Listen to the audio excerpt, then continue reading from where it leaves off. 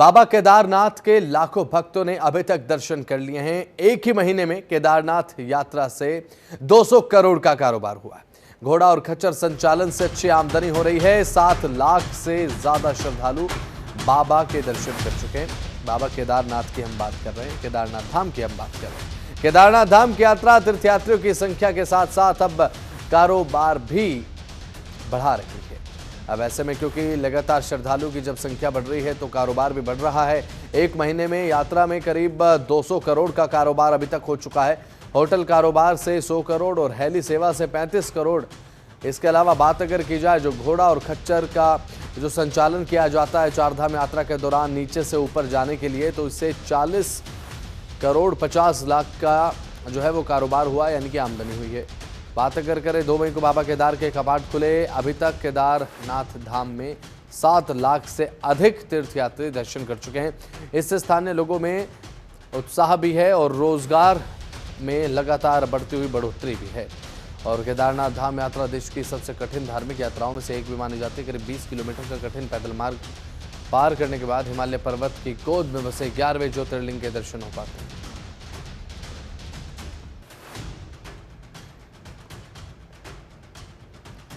पुष्कर सिंह नेगी हमारे साथ हमारे संवाददाता जुड़ चुके हैं फोन लाइन पर। पुष्कर, फिलहाल क्या कुछ ताज़ा अपडेट? जिस तरीके से अब लगातार यात्राएं आगे बढ़ रही हैं, लेकिन केवल केदारनाथ की बात अगर कर ली जाए तो 200 करोड़ की आमदनी एक महीने में हो चुकी है। पुष्कर, ये तो अच्छी बात है, आने वाले समय में और ज़्यादा आमदनी बढ़ेगी। और ये केवल केदारनाथ धाम की बात कर रहे हैं। ओवरऑल चारधाम यात्रा की बात करें तो आमदनी बेहद ज़्यादा हो जाती है, क्योंकि देखिए इकोनॉमिक को सपोर्ट करने वाली एक प्राथमिक चीज़ भी मानी जाती है चारधाम यात्रा, जो कि बेहद ज़्यादा ज़रूरी भी है।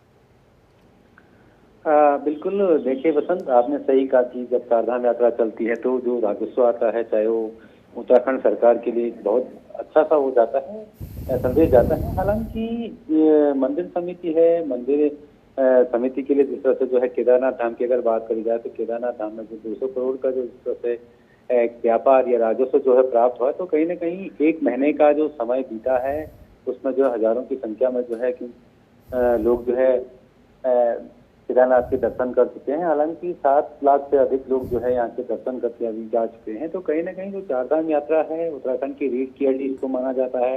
राजस्व से लेकर आपका जो है देवभूमि है, पर्यटन स्थल है, चाहे वो बद्रीनाथ हो, केदारनाथ हो, गंगोत्री हो, यमुनोत्री है। खासतौर पर अगर केदारनाथ धाम की अगर बात करी जाए तो केदारनाथ धाम में जो है 7 लाख लोगों ने जो दर्शन करके जो है 200 करोड़ की आमदनी, यानी जो राजस्व विभाग मंदिर समिति को जो है उत्तराखंड सरकार को जिस तरह से 200 करोड़ की जो आमदनी अलग अलग, चाहे वो घोड़ा खच्चर हो या आपका जो है होटल व्यवसाय हो या चाहे आपका जो है टैक्सी मैक्सी वाले यात्री जो पहुंचे हैं, पूरा टोटल है। तो इस कहीं ना कहीं जो एक महीने का राजस्व जो है मंदिर समिति को इस समय प्राप्त हुआ है, वो एक बहुत बड़ी उपलब्धि हम इसको कह सकते हैं। कि जिस तरह से पिछले दिनों आपने देखा होगा जब चारधाम यात्रा शुरू ही नहीं हुई थी तो प्रचार प्रसार के तौर पर जो है ग्रीन यात्रा के नाम से भी 2025 की यात्रा को जाना जाएगा। लेकिन बसंत, सबसे बड़ी बात यह है कि यात्रा शुरू होने से जो है पहले जो है तैयारियां पूरी कर ली गई थी, चाहे वो आपका जो सड़क मार्ग हो या आपका हवाई जहाज या हेलीकॉप्टर से यहाँ जाने वाला हो, तो उसका राजस्व जो है तमाम सारे 200 करोड़ आप अंदाजा लगा सकते हैं कि एक महीने का जो राजस्व जो है 200 करोड़, यानी उसमें हवाई सेवाएं भी आ जाती हैं, उसमें जो है मंदिर समिति में जो चढ़ावा होगा वो भी आ जाता है, घोड़े खच्चर हो जाते हैं, स्थानीय व्यापारियों की जो इनकम होती है उस पर हो जाता है। लेकिन जिस तरह से उत्तराखंड का मौसम जो है हमको इस साल देखने को मिल रहा है बसंत, तो कहीं ना कहीं लगातार जो है बद्रीनाथ में भी सुबह से बारिश हो रही है, केदारनाथ धाम में भी जो है हल्की बूंदाबांदी और बारिश हो रही है। और दिल्ली की जो मुख्यमंत्री हैं वो भी यहाँ के दर्शन करके, यानी दोनों धामों के दर्शन करके जो है दिल्ली लौट गए। पुष्कर, बात अगर करें, क्योंकि देखिए चारधाम यात्रा एक ऐसी यात्रा है जो कि धार्मिक भावनाओं की पूर्ति तो करती ही है श्रद्धालुओं के लिए, और उत्तराखंड के लिए राजस्व का एक प्राथमिक स्रोत भी माने जाती है पूरे साल के दरमियान।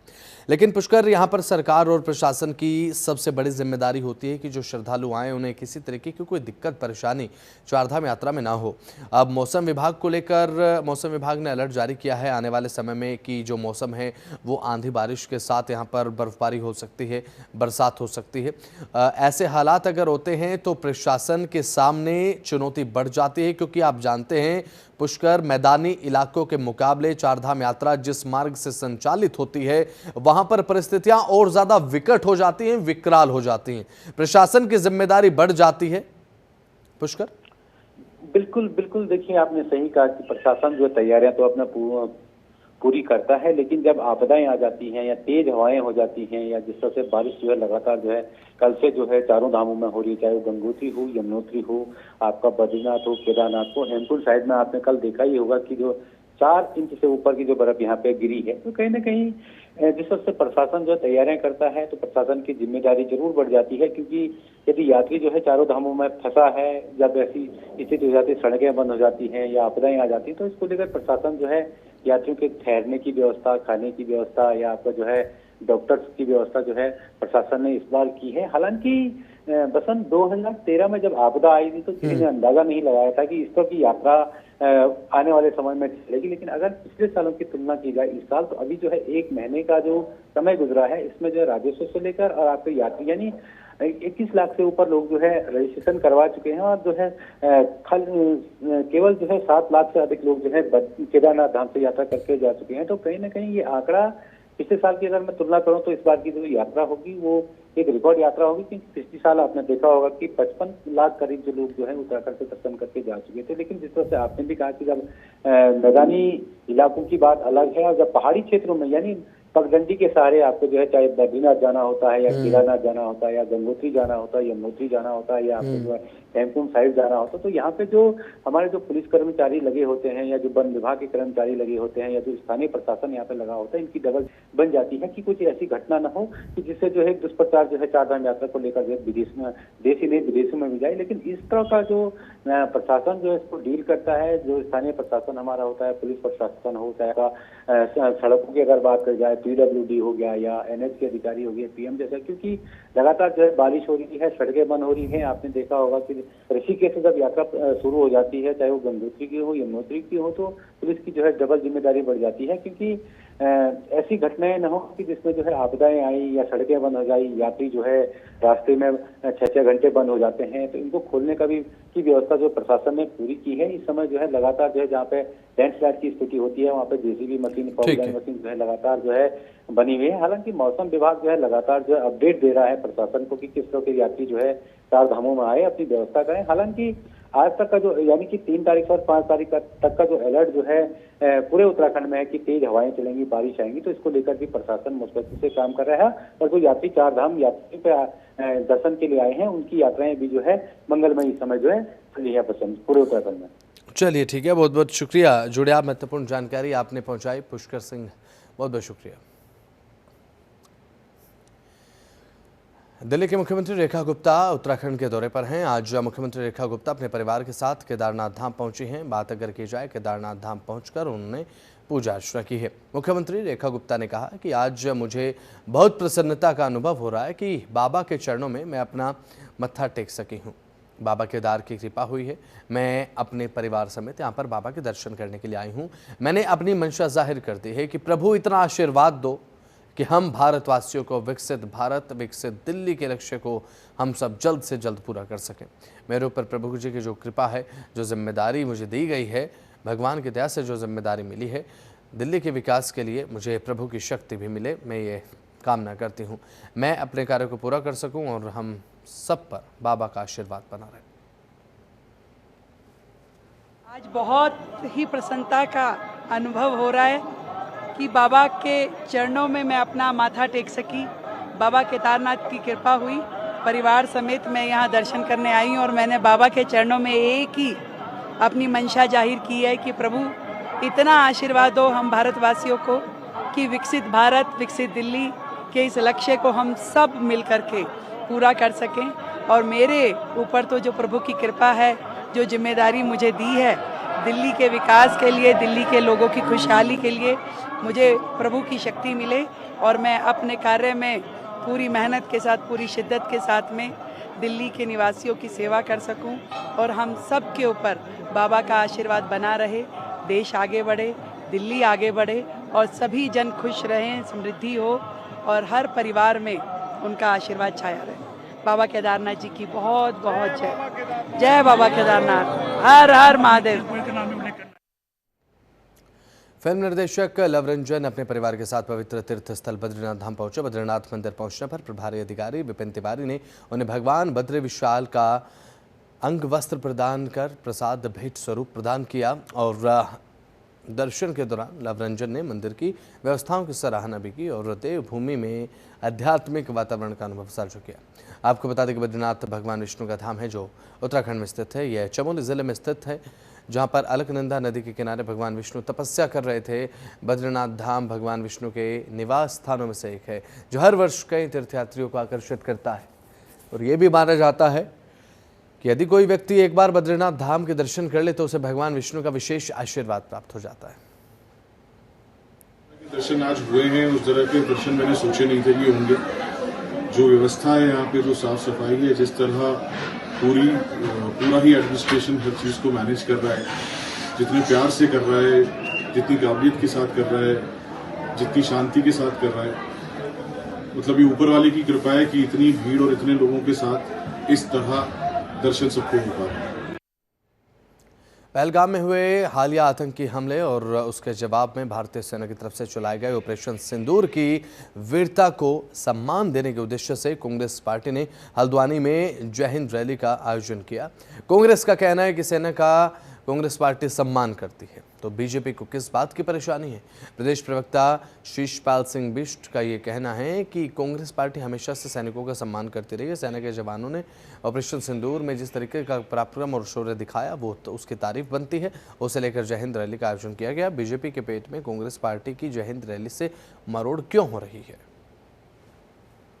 सेना ने जिस तरीके से ऑपरेशन सिंदूर के तहत पाकिस्तान के खिलाफ पराक्रम दिखाने का काम किया, पाकिस्तान को मुंहतोड़ जवाब देने का काम किया, उससे सेना ने देश का मान बढ़ाने का काम किया है। सेना ने जो शौर्य दिखाया है, निश्चित तौर पर हर भारतवासी का सीना उससे जुड़ा हुआ है और सेना के सम्मान में कांग्रेस पार्टी पूरे देश के अंदर जय हिंद रैलियों का आयोजन कर रही है, जिससे आम जनता के बीच सेना के शौर्य को पहुंचाया जा सके। सेना के सम्मान में ये रैलियां आयोजित हो रही हैं और इन रैलियों में जनता का अपार जन समर्थन और प्यार उमड़ रहा है और सेना के सम्मान में कांग्रेस पार्टी आगे भी रैलियों का आयोजन करेगी और निचले स्तर तक भी रैलियों का आयोजन करेगी, जिससे सेना की वीर गाथा आम जनता के बीच पहुंच सके और हर देशवासी को अपनी सेना पर गर्व महसूस हो सके।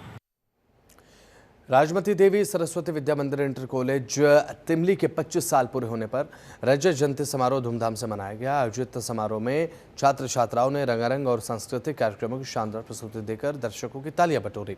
रजत जयंती के अवसर पर ये पूरा समारोह जो है वो देखने को मिला और रजत जयंती समारोह का उद्घाटन मुख्य अतिथि पूर्व मुख्यमंत्री तीर्थ सिंह रावत ने किया। उन्होंने कहा कि सरस्वती विद्या मंदिर के विद्यालयों के छात्र पढ़ाई के साथ साथ हर क्षेत्र में अपनी प्रतिभा का बखूबी प्रदर्शन कर रहे हैं और इस तरीके के कार्यक्रमों से छात्र छात्राओं को अपनी प्रतिभा दिखाने का अवसर मिला है। और वहीं विधायक ने विद्यालय प्रबंधन कार्य की सराहना की। समारोह में पूर्व छात्र और आचार्य भी पहुंचे। इसके अलावा छात्र छात्राओं ने गढ़वाली, कुमाऊनी, गुजराती, नेपाली आदि पर नाटक भी प्रस्तुत किए।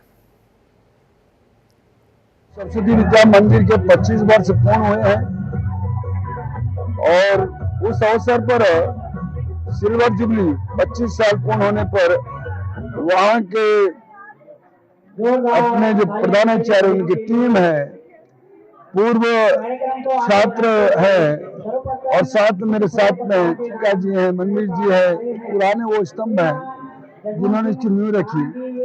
तो आज उस पे कार्यक्रम हुआ है और मैं कह सकता हूँ कि कार्यक्रम बच्चों में जिस तरह से एक उत्साह और जितने उन्होंने अपना दिखाया मंच में प्रोग्राम और शारीरिक भी और भाषण भी, मैं कह सकता हूँ कि इसके लिए मैं यहाँ के जो प्राचार्य हैं, उनकी टीम आचार्य हैं, उनको बधाई दूंगा। सुंदर कार्यक्रम राजमती तिमली इंटर कॉलेज में रखा गया है और यहाँ पर जो ये कार्यक्रम है ये पुराने छात्रों को, पुराने टीचरों को, पुराने प्रधानाचार्य जी को और सभी लोगों के यहाँ पर पुरानी जो कमेटी के लोग रहे होंगे उन सबको इस अवसर पर बुलाया गया है और सबका स्वागत सत्कार विद्यालय की तरफ से हो रहा है और ये विद्यालय के बारे में पूरी जानकारी मिलने वाली है कि पुराने समय में किस तरह से यहाँ पर शुरुआत हुई है और कैसे आज विद्यालय की स्थिति क्या है और एक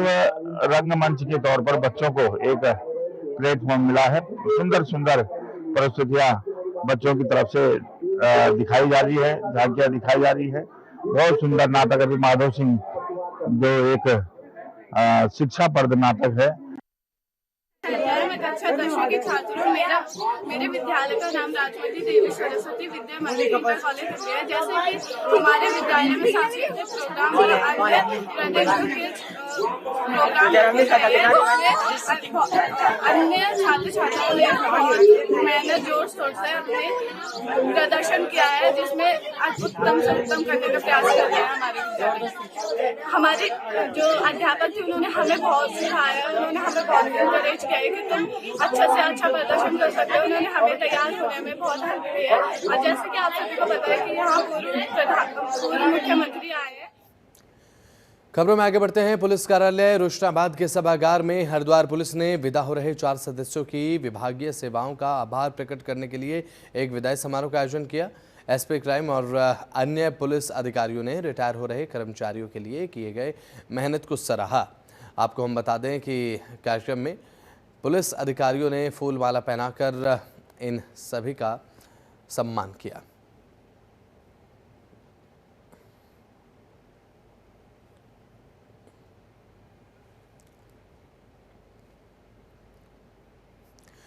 तो वहीं रुड़की के नगला इमरती गांव में बात की जाए तो राष्ट्रीय त्यागी युवा महासंघ की ओर से महत्वपूर्ण बैठक आयोजित की गई और इस दौरान अध्यक्षता महासंघ के प्रदेश अध्यक्ष ने की। बैठक में बड़ी संख्या में त्यागी समाज के युवाओं ने भाग लिया और संगठन को मजबूत बनाने की दिशा में अपने सुझाव भी साझा किए।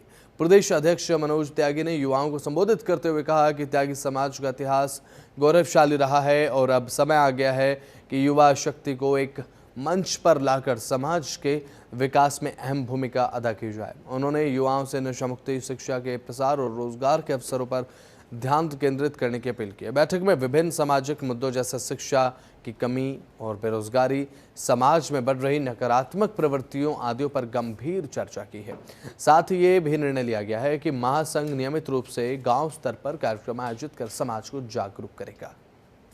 बहुत धन्यवाद जो आज पहली बैठक में आप लोग हमारे पास आए और आज ये बाइट ले रहे हैं। यही है कि जो ब्राह्मण समाज है हमारा है तो बहुत वैसे, लेकिन सब अलग अलग हिसाब चल रहे हैं। तो हमारे आदरणीय मनोज त्यागी जी का यही उद्देश्य है कि हम अपने ब्राह्मण समाज को लेकर एक साथ चलें और जो भी हमारी मांग है, जैसे अभी भाई साहब ने बताया कि एक सामान्य आयोग की जनरल आयोग होना चाहिए, जैसे कि स्वर्ण जातियों की फ़ायदा मिले।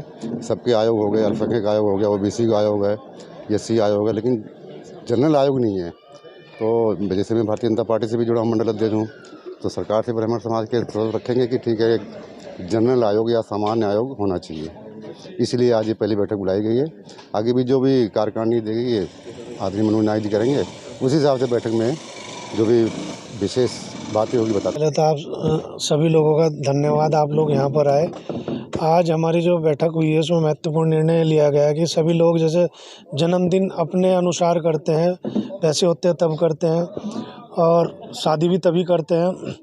हम सभी त्यागी ब्राह्मण के जो भी सदस्य थे, हमने ये निर्णय लिया अगर, क्योंकि बीमारी कभी बता के नहीं आती है, अगर कभी हमारे किसी भी ग्रुप के या ग्रुप के आसपास नियर किसी के भी कोई बीमारी होती है तो उसमें हम सभी लोग कुछ जो भी जिसका सहायता का बनेगा वो करेंगे हम सब लोग। ये एक स्वास्थ्य के लिए एक निर्णय लिया गया है। फिर एक निर्णय ये लिया गया जैसे बिहार में हमारा आज एक आयोग बना स्वर्ण आयोग, उसी तरह माननीय पुष्कर सिंह धामी जी के पास जाएंगे, हम भी एक ज्ञापन देंगे, उनसे विनती करेंगे कम से कम इस तरह का आयोग हमारे प्रदेश में भी गठन किया जाए जिसका हमारे स्वर्ण जाति के लोगों को लाभ मिले। दून स्थित एक प्री प्रिपरेटरी स्कूल से जुड़े हुए हॉस्टल में यहां पर मानसिक रूप से अक्षम 2 भाइयों के यौन शोषण का मामला सामने आया। देहरादून का ये मामला है जहां पर एक प्री प्रिपरेटरी स्कूल से जुड़े हॉस्टल का ये पूरा मामला बताया जा रहा है, जहां पर 2 भाइयों के यौन शोषण का मामला सामने आ चुका है। राज्य बाल आयोग की टीम ने स्कूल और हॉस्टल का निरीक्षण किया। आयोग अध्यक्ष ने बताया कि स्कूल का संचालन दिल्ली में पंजीकृत एक ट्रस्ट कर रहा है, जिसके लिए किसी प्रकार की शैक्षणिक मान्यता या फिर संबंधित प्राधिकरणों से नहीं ली गई है। उन्होंने बताया कि प्री प्रिपरेटरी स्कूल की संचालिका नज़दीक में किराए के एक भवन में मानसिक असक्षम बच्चों के लिए हॉस्टल चलाती है। और टीम के निरीक्षण में हॉस्टल की स्थिति अत्यंत जर्जर मिली है। वहां किसी भी प्रकार के सुरक्षा मानकों का पालन नहीं किया जा रहा था, नहीं उसके संचालन के लिए कोई वैधानिक अनुमति ली गई। डॉक्टर खन्ना ने बताया कि फिलहाल प्री प्रिपरेटरी स्कूल को बंद कर दिया गया। बाल कल्याण समिति और संबंधित विभागों की निगरानी में से पूरे प्रकरण की गहन जांच होगी। वो डीवीआर हम देखेंगे कि और क्या क्या मामला बनता है। प्लस मैंने अपनी लॉयर को वो सारे कागज दिए हैं कि क्या ट्रस्ट के लॉज बाय लॉज, मैं पूरे नहीं देख पाई हूँ, वो स्टडी करेगी कि लॉज बाय लॉज के अकॉर्डिंगली वो छात्रावास कितनी जगह कैसे काम कर सकते हैं। उत्तराखंड डीपीओ को भी हमने, देहरादून डीपीओ को लिखा है कि क्या इस तरह के अनुपालन के लिए समाज कल्याण या उनकी तरफ से कोई सर्टिफिकेशन होना जरूरी था और नहीं था, तो आगे उसकी नीड पे वो मुझे रिपोर्ट देंगे। सभी सीएस डीएम्स को मैं पत्र भेज रही हूँ सीएस के माध्यम से कि जितने भी ऐसे हैं, जैसे एक आपको याद होगा कुछ साल पहले मदरसे और एक के बाद एक जितने भी मदरसों में हम गए थे तो हमने देखा कि कोई रजिस्टर्ड ही नहीं है और अनरजिस्टर्ड मदरसों की बाढ़ आ रही थी। उसी को हमने प्रशासन के संज्ञान में लाए थे और एक बड़ी कार्रवाई हमारे मुख्यमंत्री के द्वारा फिर उस पर की गई है। तो इसमें भी हमें पहले तो मैपिंग करनी पड़ेगी कि ऐसा सिस्टम में कहाँ कहाँ लैक्यूने हैं। इसमें सालसा डालसा से हम मदद लेंगे। मैपिंग के लिए पुलिस डिपार्टमेंट ही करेगा और वो शासन प्रशासन की मदद से ही होगा। तो मेरी एडवाइजरी तो जो जाएगी। तो इसी के साथ खबरों में आगे बढ़ते हैं। केंद्र की मोदी सरकार ने कृषि क्षेत्र में सुधार और विकास को बढ़ावा देने के लिए देश भर में विकसित कृषि संकल्प अभियान शुरू कर दिया है। इस अभियान के शुभारंभ के मौके पर प्रधानमंत्री नरेंद्र मोदी ने भारत के कृषि क्षेत्र को एक और अधिक आधुनिक बनाने के लिए जोर दिया है और साथ ही आपको बता दें कि आधुनिकता को बढ़ावा देना प्राथमिक उद्देश्य है इस पूरे कार्यक्रम का।